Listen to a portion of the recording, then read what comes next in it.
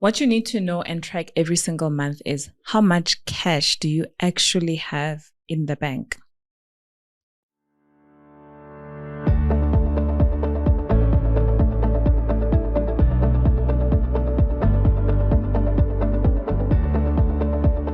Hi, everyone. This is Putanang Motsielwa. And I'm Tinyuko Mhlari Mahuma. And we are two chartered accountants who decided that we really wanted to speak to businesses out there. And we founded PSTM in 2010. And so this is our 16th year in existence now. Yeah, so as PSTM, what we do is we offer a couple of services. We are in the accounting and the auditing space. We offer outsourced finance functions. We also offer internal controls and governance reviews. We offer assurance services and tax compliance, as well as advisory services. However, we also have partners in other areas. And Putanang, you can maybe speak to the other areas that we have partnered with other organizations. Our partners are in the wealth management space. This is a space that we have seen as a gap, specifically in the entrepreneurship space.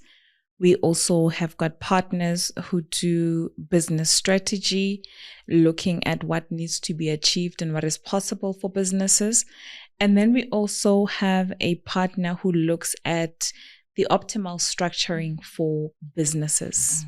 All right. And you know, oftentimes we get asked the question, why did you start PSTM? It's a question that we asked a lot of times. And I must be honest that, you know, the why, though it has remained largely the same, it has evolved over time in terms of why we're probably still doing this. I think that the more critical thing is, yes, we started it, but why are we still doing it today? For me, is probably one of those more important questions to reflect on as I'm evolving with the business, you know. And I think one of the primary reasons for us in continuing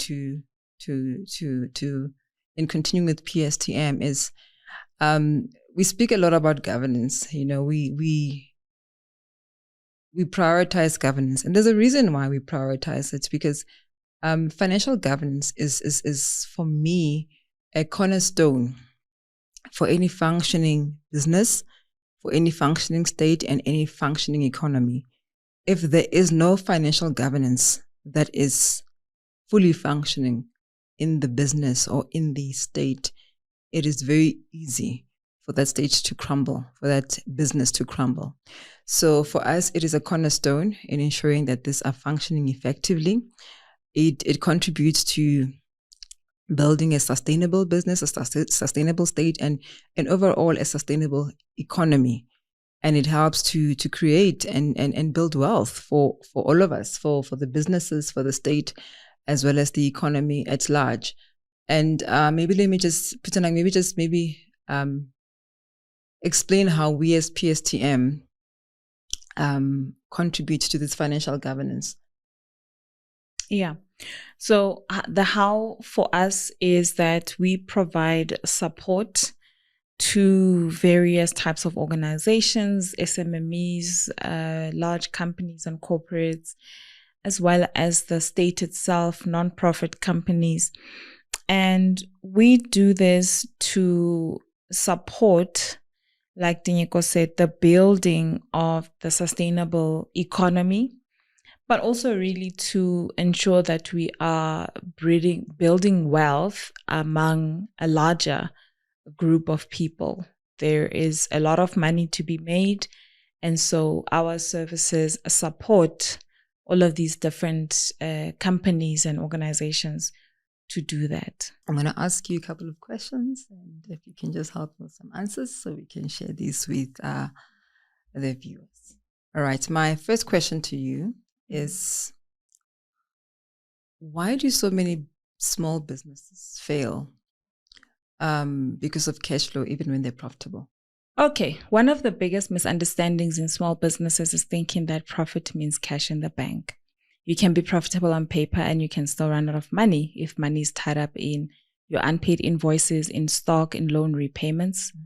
What we often see is business owners growing sales, but not managing when the money comes in and when it goes out. Your rent, your salaries, your suppliers, they need the cash now. And you can't say, I'll come back and pay you in 30 days or 60 days. And meanwhile, those are the terms that you would have communicated to your customers.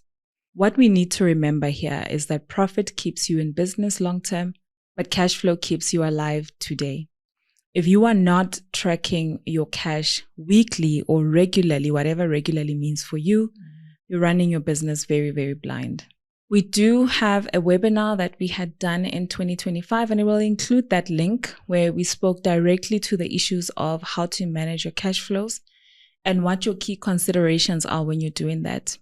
All right. Tinyeko, please tell us at what stage should I, as a small business owner, stop doing my own books and hire an accountant? All right. So I think in the early days, it is understandable for you to do your own books because you're typically doing everything in any case yourself. You are trying to manage your costs and you've got less transactions, so you do have time, or you might also have time. So at that point, it's fine. But there comes a point in business when your business starts to grow and your time as an owner is required for growing the business. That's when the tipping point actually is. So the danger in that if you continue doing your own books, that can lead to missed tax deadlines, incorrect VAT, decisions being made on incorrect or incomplete information. So a good rule of thumb is when your time is better used in growing the business than fixing the numbers, then it's time to bring in an accountant. And maybe just a small takeaway before I close this question is, if you're not clear on what needs to be done, rather, it's best to get an accountant from the start of your business and get them to assist you to manage it from the beginning. I think this is one of the most common questions that we actually get asked. But if you can just share, what are the financial numbers that every small business owner should check on a monthly basis? Yeah, this is quite critical. Sometimes your running of the business runs away with you. And it's important for you to remember to always come back to all of these. What is your revenue and how much are your expenses? So roughly speaking, that's your income statement that us as your accountants are going to assist you to draft. Now, in your income statement, you need to be very clear of what the profit margin is, because that's going to help us to maintain that cash in the bank that I referred to initially. Then you also need to be aware of your tax and creditor obligations as well as your debt level. So at any point in time, all of us have got a VAT liability that we've got to file at the end of either this month or the next month, every month or every 2 months. You've got your loans that you've taken from the bank or from other funders. You need to be very clear and you need to make sure that you've got money available in the bank to pay those particular people. So what you need to remember here is that if you don't look at these numbers monthly, the business, honestly, to be honest with you guys, is controlling you instead of the other way around. You're not in control of your business. And again, we'll just put a link to our webinar that we did on how it is that you should be managing your cash flows. Please tell us, what are the most common tax mistakes that small businesses make in South Africa? Yeah, tax is one of those subjects that a lot of us, but a lot of business owners don't really want to talk about. So I think when you're looking at the most common mistakes that we have come across as accountants, number one is poor record keeping. Remember that when it comes to taxes, the revenue services looks at the records that you submit. So it's very important to have clear, accurate records from the start of the business. So poor record keeping is one of those that we typically come across.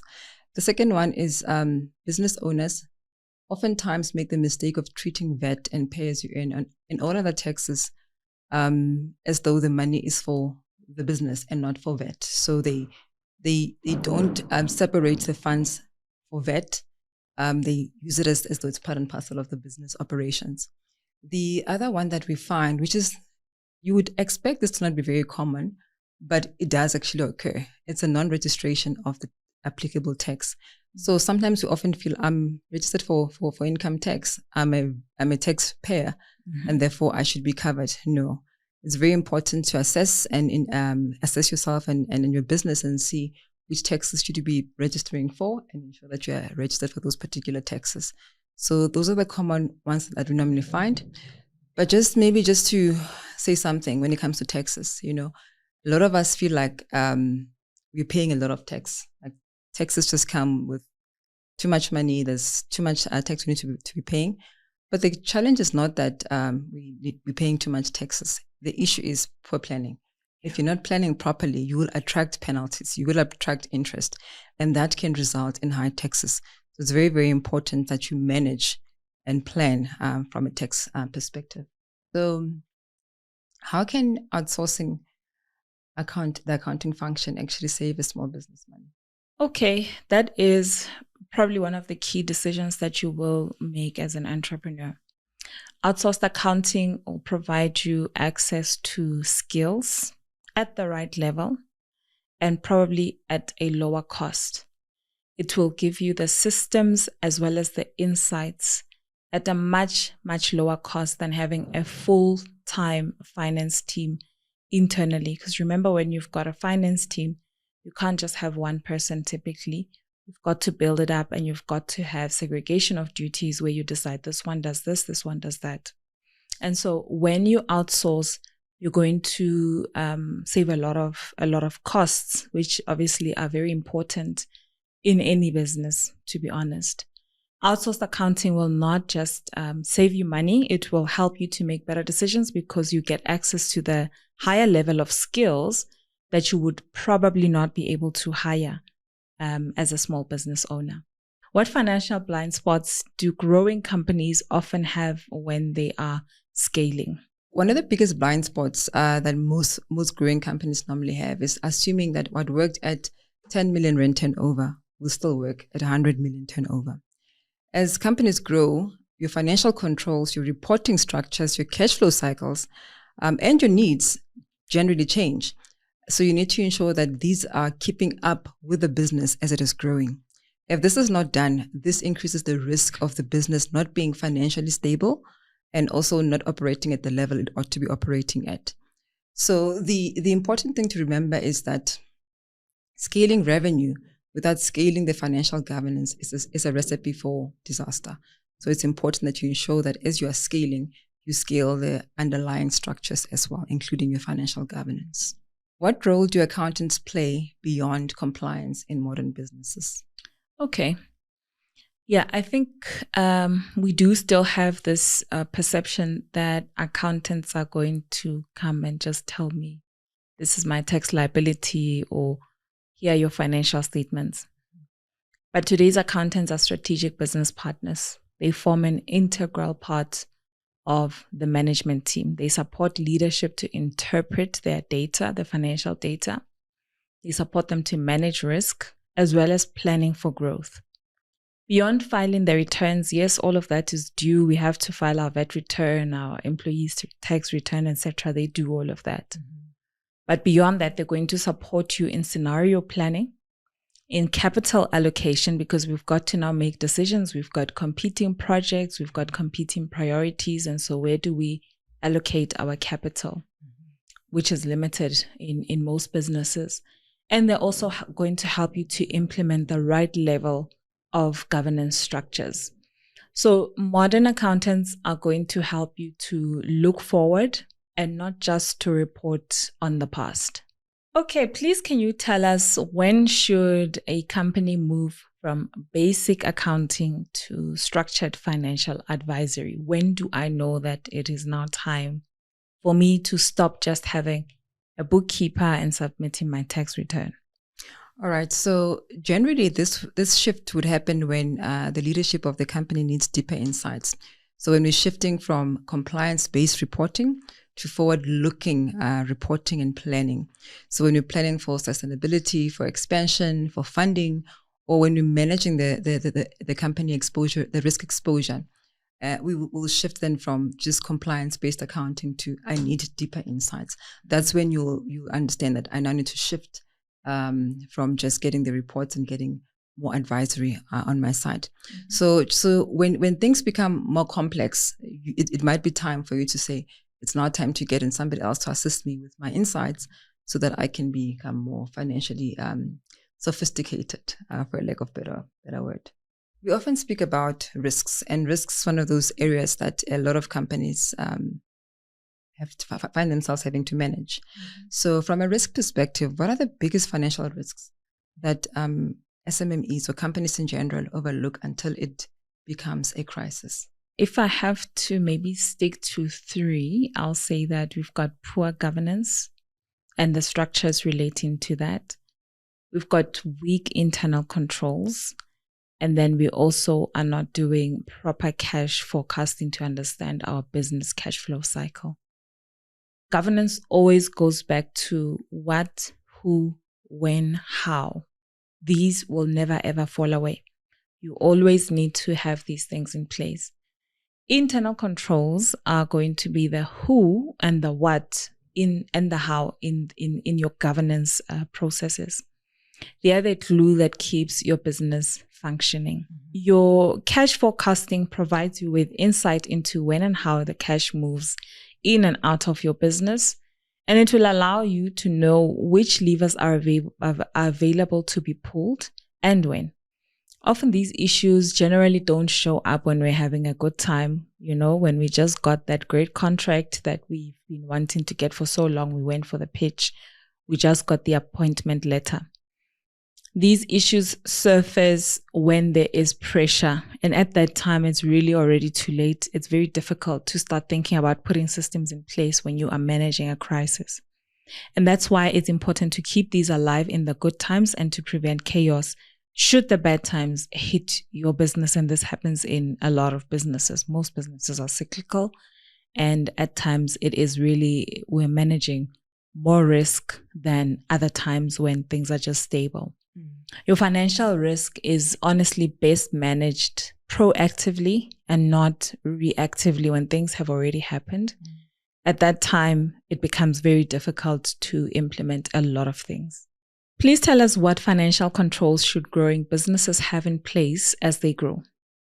All right. So we spoke about governance and controls earlier on. So controls are very, very crucial for a business. At a minimum, growing organizations need to have clear approval processes. So we need to be clear as to who does what, segregation of duties. We spoke earlier about governance and that being the who, the how, the when, and the what. So it's very important that you have those clear approval processes. You segregate, and it's very clear who does what in the business. It's also very important that you're able to report, and this reporting needs to be reliable. So reliable reporting is very, very critical. It's very important that we report on the business holistically. Right now we're speaking about financial control, so reliable financial reporting is very, very critical. Independent oversight is very important that we have somebody, whether it's within the business or it's externally, that can provide oversight over the functions of the business, the reporting that is being done by the internal staff of the business. The reason why this is important is that these controls help to protect the organization and the value that is created by the leadership and its stakeholders. Without these controls in place, it's very easy to erode that value that has been created. So it's very, very important that you do have this in place. So if you just want to have one thing to remember about controls, is that strong controls don't slow growth. In the beginning, it might feel like, why do I need all of these controls? They're a hindrance to my growth. They actually are not.